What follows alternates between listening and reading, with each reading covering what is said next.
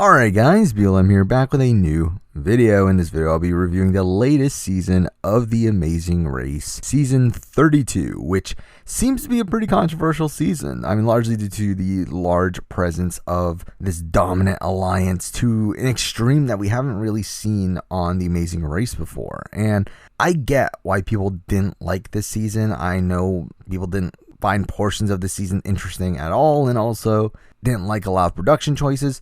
However, I personally had a lot of fun with this season. I think one of the season's greatest boons for me is its cast. And that's really what makes or breaks an Amazing Race season for me. I mean, this season's cast is really incredible. I mean, it's probably my favorite all-newbie cast in recent history. And here we have some all-time great characters. I loved Gary and D'Angelo. We have Michelle.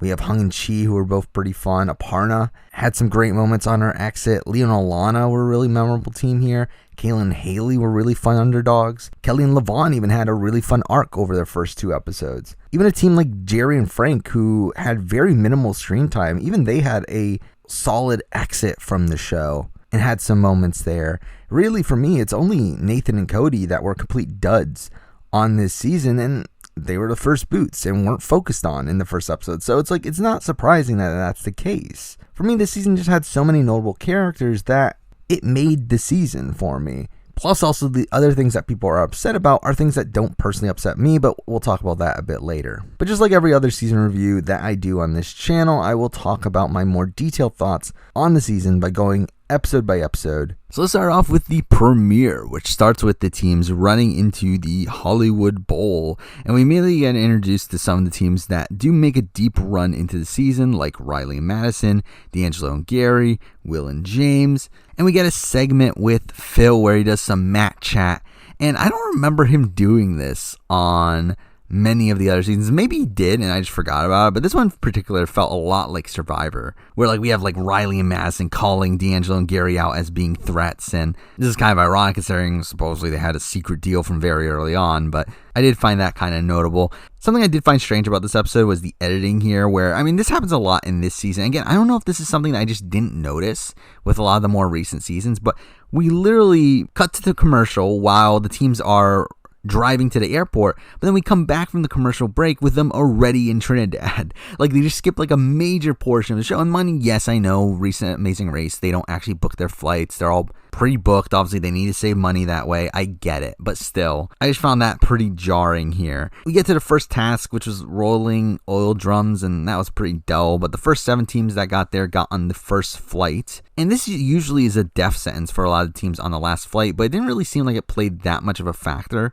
on this leg. The next task was also pretty boring for me, with them like searching through painted fish, and it's like, who really cares? But this did introduce Kelly and Lavon's arc for the episode, which I was so convinced they were going to be the first ones eliminated here with how much they struggled with the main tasks here. But then we get the final task for the episode, which was a pretty memorable one, where they had to play drums and they had to play it in that tune that just like stuck in my head over the next few days. But it did bring some interesting TV where like Gary and D'Angelo really struggled with it here after they mistakenly picked Gary for the task, not realizing it would be like a rhythm task, and that was pretty fun. We'd also have the one-sided rivalry between Michelle and Chi, where Chi beats her in the drumming, and this was a fun introduction to Michelle and Victoria's characters. But we do get Hung and Chi being first here, and we get a fun character moment here as well, where like when you arrive at the pit stop, you have to bring a racing goat with you, and like Hung fails right before she lands on the mat, and like Phil's like so worried that she's injured, while like Hung only cares about like making him make sure that she's on the mat. So I thought that was fun. But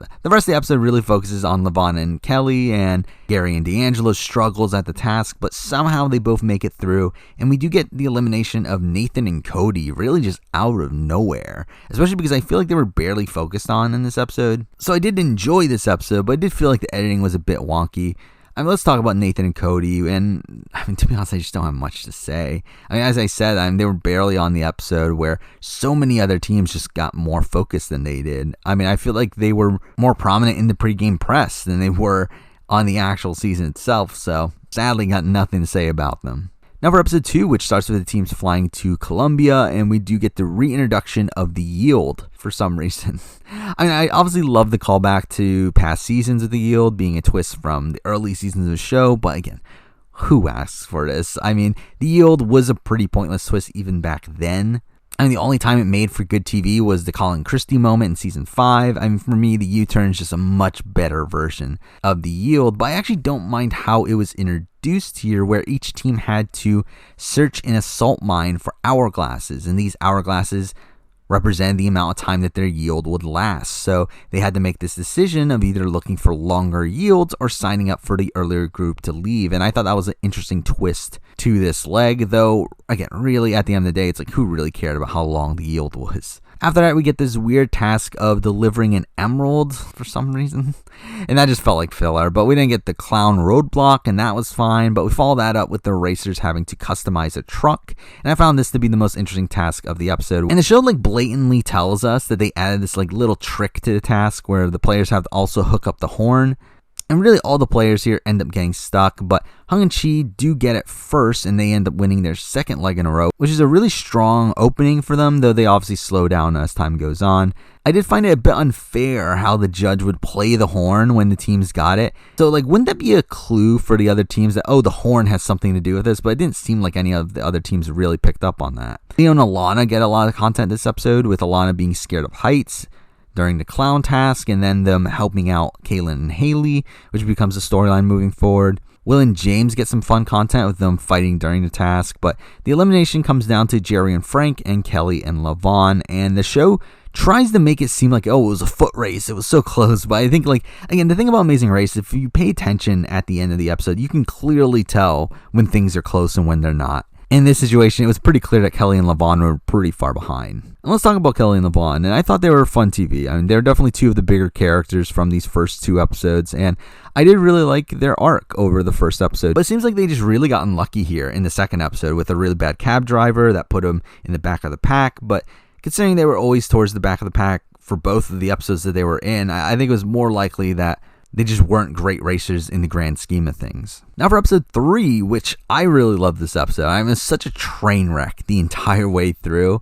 It was just so much fun to watch. I mean, we started off like the previous episodes where everyone miraculously gets on the same flight, and we have this like really forced Travelocity ad to show them buying tickets, and again, that was kind of dumb. But we start off the leg seeing Will and James wanting to target Leo and Alana, and this obviously becomes a pretty important storyline later on. And really, this leads to one of the biggest storylines of the entire season, which is the alliances on this season. I mean, The Amazing Race is a show that, like, I'm sure alliances show up here and there where, like, certain teams agree to work with each other. And we see that in previous seasons. I remember season 23, season 10, there's alliances. I feel like this was the first time where a dominant alliance really becomes the major focal point of a season, where we see the formation of the Mine 5. And while they don't always work together at every little moment, I mean, they do end up being the final 5. And to see that alliance really just dominate the season was something really different to see here from The Amazing Race, and something that, to be honest, I'm personally not opposed to. We'll talk about a bit more down the line, but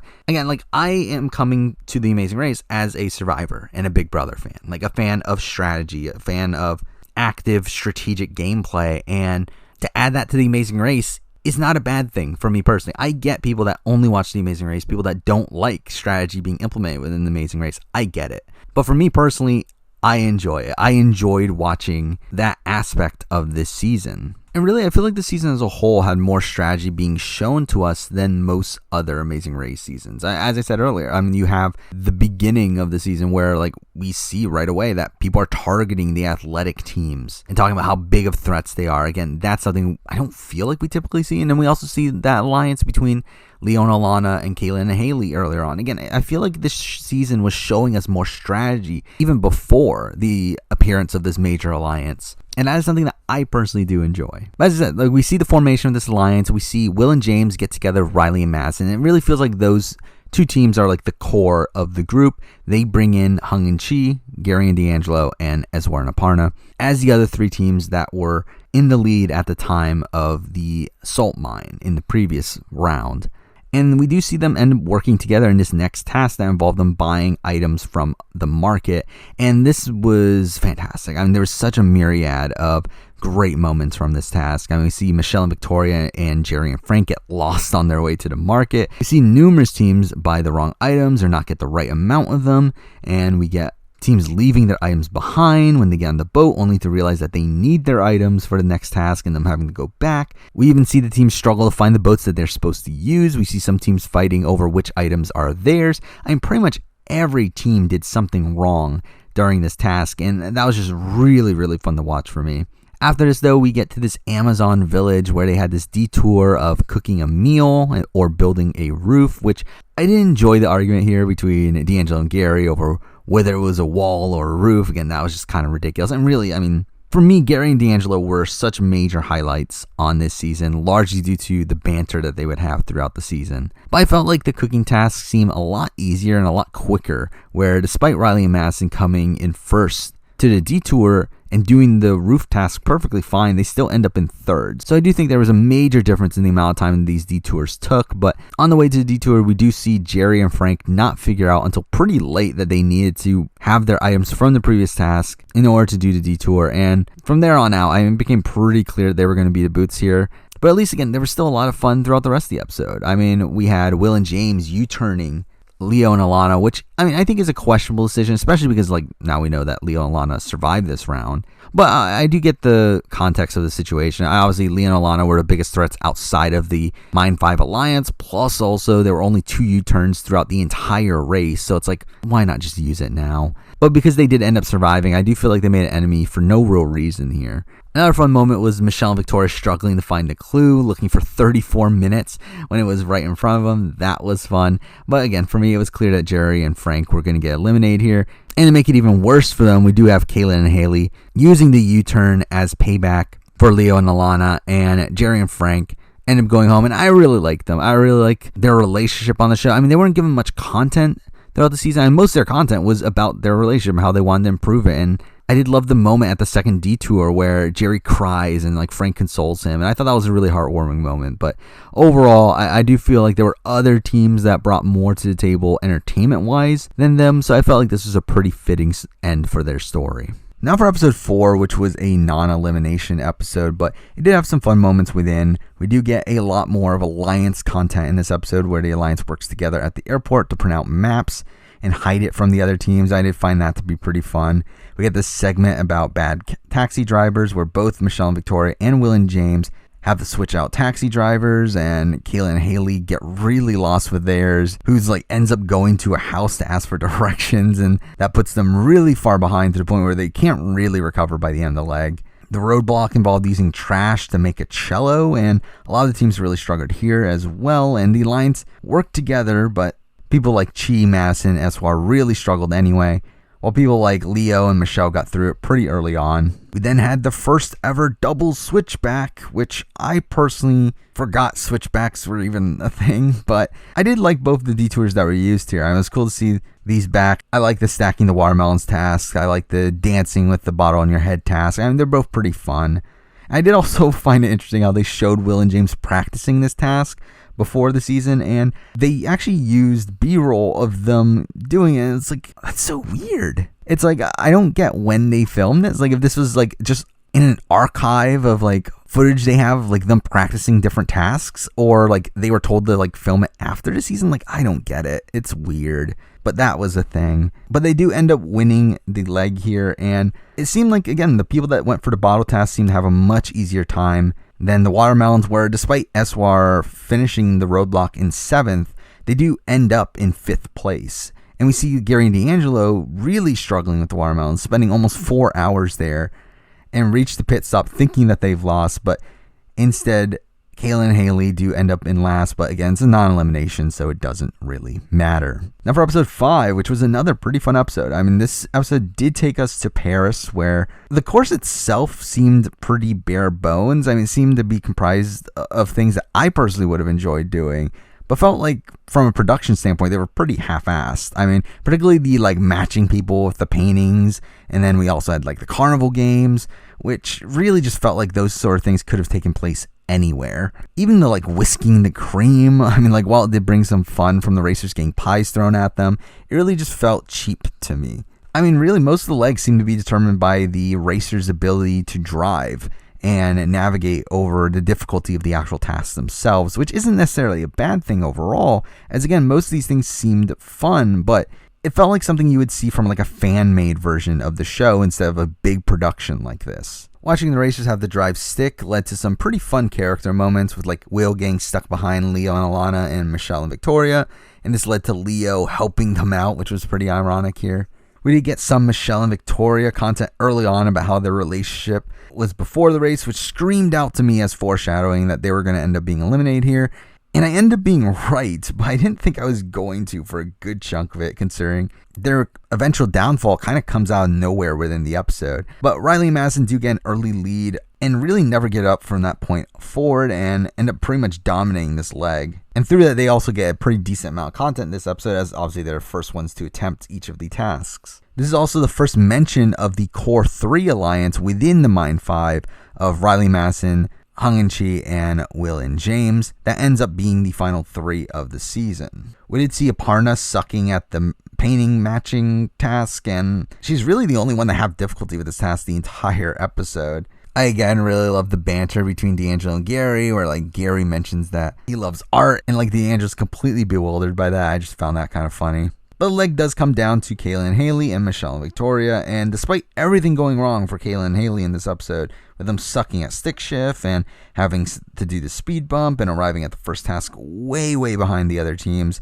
somehow Michelle and Victoria end up getting really lost and spend 6.5 hours driving around the same area in Paris before finding the museum, and it's really ridiculous. Like, I don't get how you spend that much time getting stuck in Paris. Mind you, I do know that like supposedly post-show they've revealed that they ended up getting stuck in a parking garage for a long time and they didn't have money to leave, and that led to a big mess. But still, it's like that's so much time to waste on like an area that they were relatively close to the entire leg. Let's talk about Michelle and Victoria, who I loved on the show. I mean, I thought Michelle was such a fun character and definitely the standout of the two of them from a TV standpoint, but Victoria also seemed like a decent counter to her at points within the season as well. It's also strange how it seemed like there were legs where they would do extremely well. It's just that they also had 2 completely disastrous legs, and while they had Jerry and Frank as enough of a buffer for them the first time, they didn't have that this time.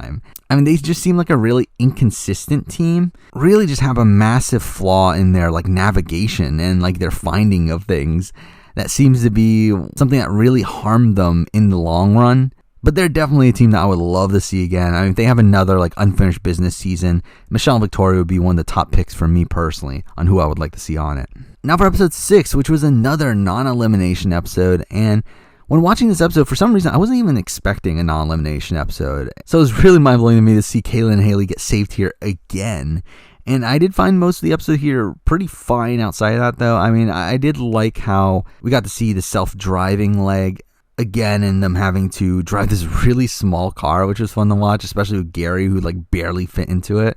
And also we had to have certain racers have to push their own car at certain points because they didn't know how to back out. And like there was stuff that was fun about the driving portions here. And Will and James really struggled here as well and decided to just run for it at the end of it, which I remember like in older seasons they would give like time penalties for this sort of thing, but I'm wondering if like this was probably the case because like they didn't have a replacement car to give them, so they just said, screw it, yeah, you can go. But most of the fun from this episode came from the Roadblock, where they had to rappel down a building and unscramble letters that they found during that time. And I did find it really funny how like D'Angelo and Madison just completely missed the letters, and like I don't know what the clue said. The clue probably didn't mention the letters. They probably didn't find out that that was the thing that they were supposed to be doing until they reached the bottom, but that wasn't like super clear to us on the show, so I did find that humorous at the time. But we do see Hung be the one to figure this out, and her agreeing to not leave the task without D'Angelo, which I don't get why she would do this. As like I understand telling him the answer, like that makes perfect sense, but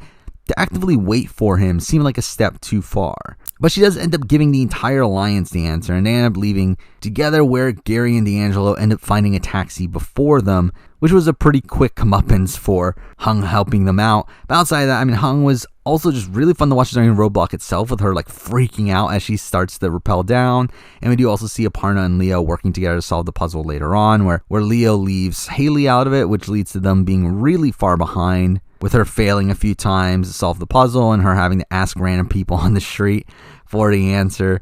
The detours this episode were also just really weird, where we had teams having to either teach beer yoga or even weirder, have to sing while dressed up as a chicken. So that was something. But I mean, Kayla and Haley end up getting last here. But again, it was another non-elimination, so that didn't end up mattering once again. But back to back here, we had episode 7 as well, which took place in Kazakhstan.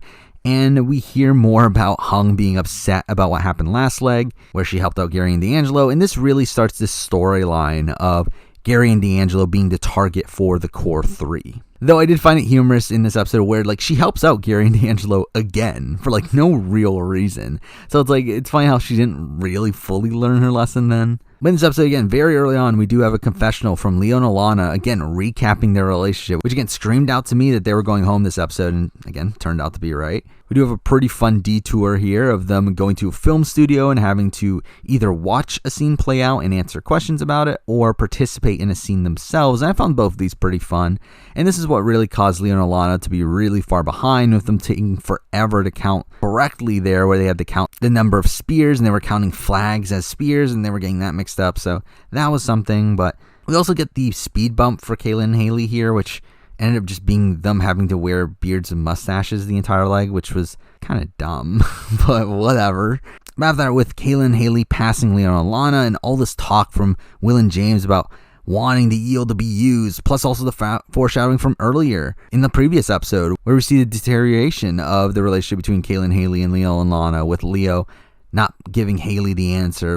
I thought it was pretty clear, Kayla and Haley are going to use the yield here, which they did. But I did find it interesting how we saw Will and James and Riley Madison really trying to convince them to use it, which is obviously fantastic from a strategic standpoint for Will and James, as obviously they get rid of their biggest rival while getting almost no blood in their actual hands. But the results from this point on were pretty obvious. I mean, the show tries to act like Leo and Alana weren't too far behind, but you can clearly tell from how the show was edited that Leo and Alana were going to get eliminated here, and they do. And I liked Leo and Alana on this season as well. I mean, they were another one where I wouldn't be upset if they get a second chance, especially because I do feel like they were probably the best team outside of that core alliance. It really just felt like they had a really bad day here, namely with that counting task that put them way behind, which let them be vulnerable to the yield. But for me, again, they were still a really memorable team here with their rivalry with Will and James and their relationship with Kayla and Haley.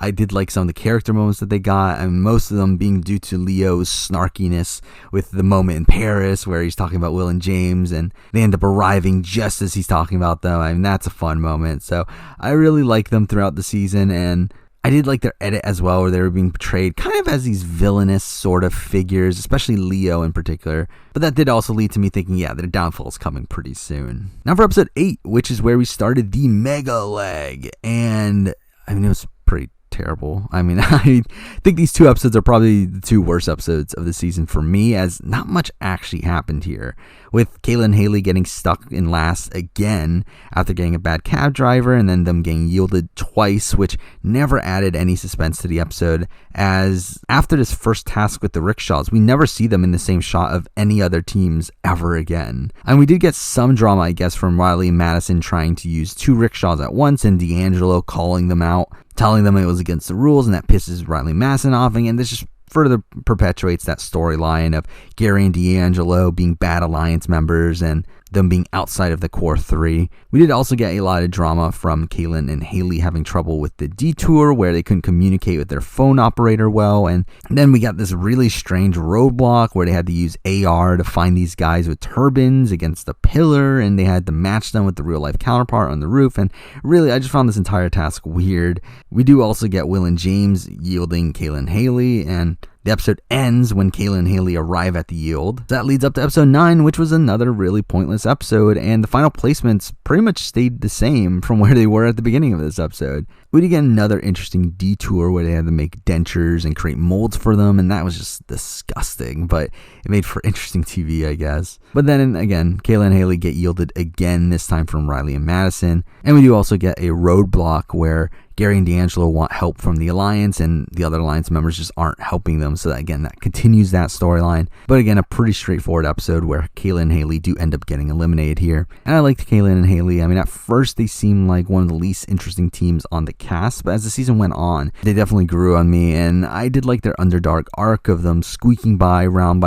But for me, this season's story is much more satisfying in having the Mine 5 be the final 5 of the season. So from a narrative perspective, I did feel like Kayla and Haley had to go here, but they were pretty likable along the way. Now for episode 10, which was pretty solid, definitely a rebound episode after the last one, where the Mine 5 are now the final 5, and they do finally have to turn against each other. And we've had this set up for a while that the core 3 were going to turn against Gary and D'Angelo, and with a double U-turn this episode, I mean, it felt guaranteed that Gary and D'Angelo were going to be U-turned here. But they end up getting to the board first and make a somewhat controversial move in U-turning Eswar and Aparna, who at this point are very clearly the weakest team of the 5. And beknownst to us, the viewer, I mean, we know that the other 3 are in an alliance together, but they don't know that. And even if they did, The Amazing Race is obviously a less strategic game than Big Brother and Survivor. So as a more self-preservation-esque move here, I think this was the right call to make. It gave them more time just in case they messed up later in the leg, which they do eventually end up doing. So while I don't disagree with the move here, if I were Gary and D'Angelo, I would have been pissed at Riley and Madison for not U-turning another team, as it makes no strategic sense for Gary and D'Angelo for this to happen, as this actually does harm them to a degree, as it doesn't give them an extra buffer. But at the end of the day, it doesn't obviously end up mattering. We do get a fun roadblock where for some reason everyone seemed to not watch the demonstration, and through that every team was having trouble with the little details of making this tile, and D'Angelo in particular gets focused on here as blowing his lead here. And I did find that really fun to see Gary get frustrated with him and deciding to lay down, and then we have Eswar and Aparna show up with Aparna being really upset at them and arguing with D'Angelo on the way, which all that was fun. But at the end of the day, I mean, it was pretty clear that Eswar and Aparna were getting eliminated here, and they eventually do, though they did get a lot closer than I thought they would. But I liked Eswar and Aparna, but they didn't seem to really have much significant screen time over the course of the season, and most of their screen time throughout the season seemed to be revolved around how they're engineers and how that would correlate to a task, but then instead they would end up sucking at the task. So I mean, that was kind of humorous, but really I feel like their legacy over time is just going to be as a part of this Mine 5 alliance. I mean, I really liked Aparna in this episode where we finally got to see some of her personality, and it really felt like a breakout episode of theirs, but they obviously went home immediately afterwards, so that was kind of disappointing. But now for episode 11, which was a really bizarre episode, and a lot of that stemmed from this new twist that we had here that was called the City Sprint, where all the tasks took place within the city of Manila, and there was no detours or roadblocks, which really felt like production trying to save money. And the tasks here were really mediocre, though they did lead to some really ridiculous moments. And we did have the racers trying to grab a clue from a traffic cop who was dancing in the middle of the intersection, and we do see some drama from Hung and Chi and Will and James having to do this twice, but it doesn't really end up affecting much. We had them having to race in heels, and that was kind of lame, but we did have Phil doing it himself in the intro, and that was fun to see. We had this task to find these Chinese lions, and this led to Hung and Chi getting lost along the way, and I really love how Hung was impersonating a lion to these random people trying to find it. That was really fun.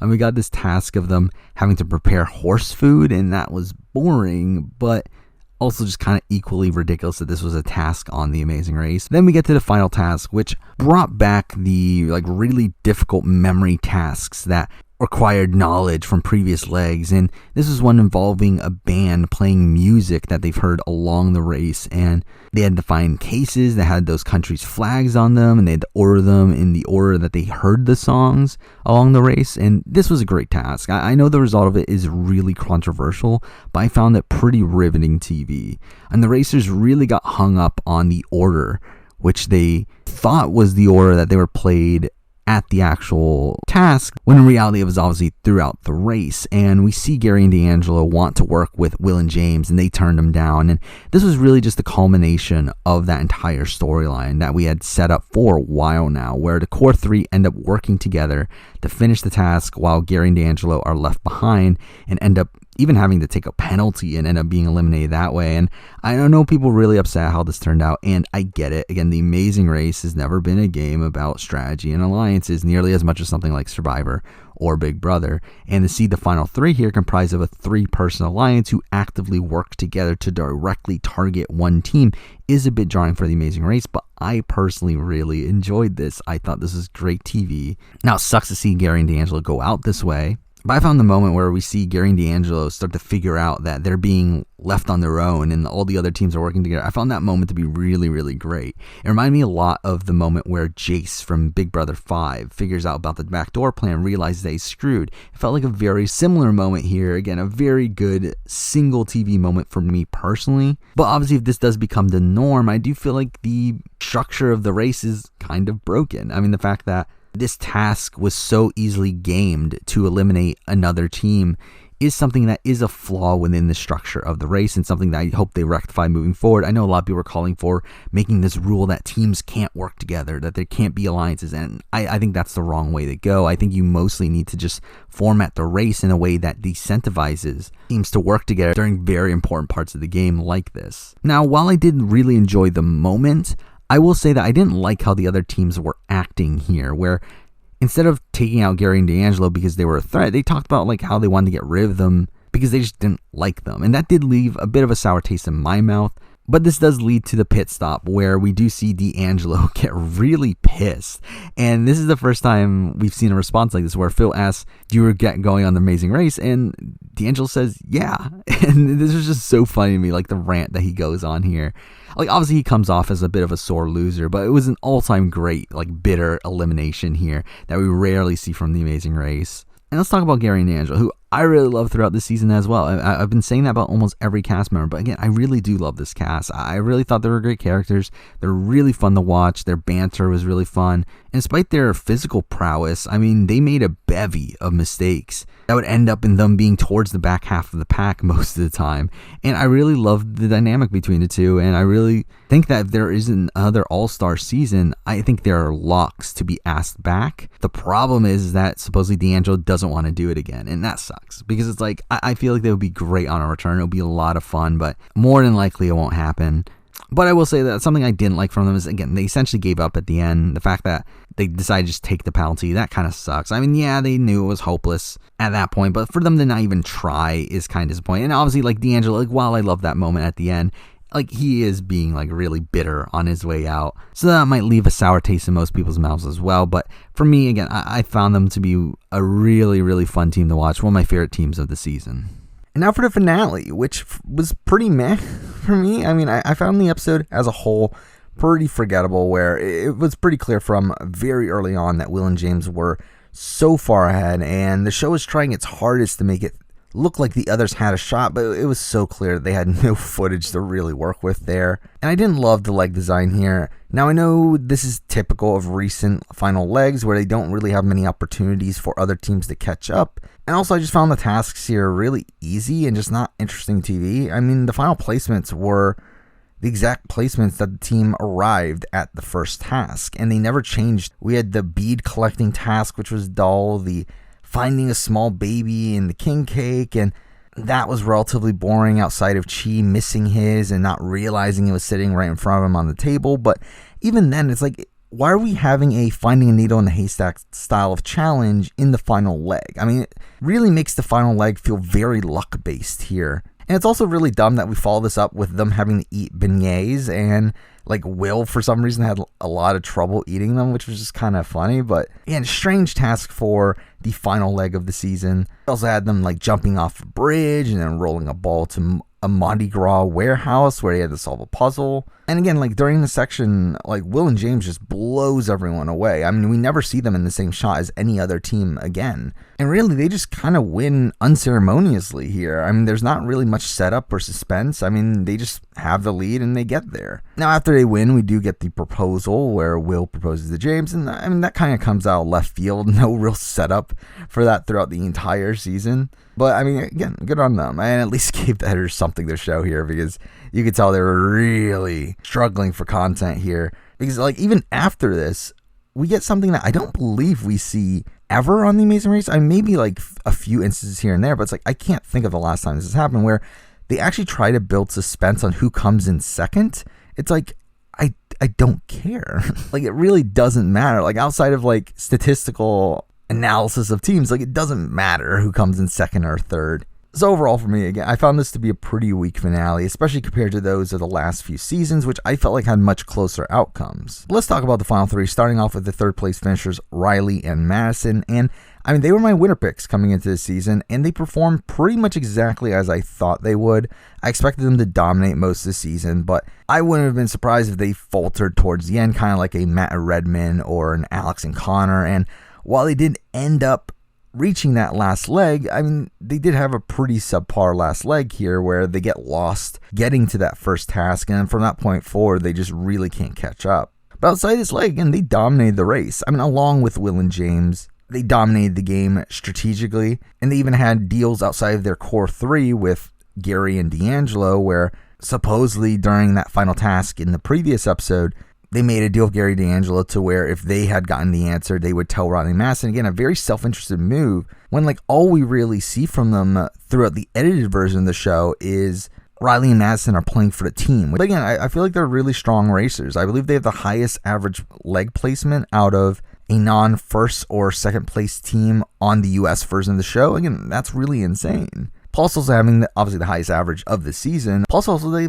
tied for most legs won on this season with Will and James. So while I do think you can quibble with them wanting to take tougher teams towards the end, they are definitely strong racers, probably the strongest racers on the season, and probably the team I would have the most confidence in coming into any random season. But they're definitely not the greatest characters in the world. Definitely the driest out of all the teams in the endgame here, and definitely a team that I have no real interest in seeing again. Next we have Hung and Chi, who were a relatively dull team early on. I mean, while we did have that fun moment at the pit stop of the first leg, I don't feel like their personalities really shined until a few episodes later. I think episode 3 was where I started to find them a lot more likable, and Hung in particular had some really fun character moments with Chi just being a good counter to her, with him having this really laid-back personality.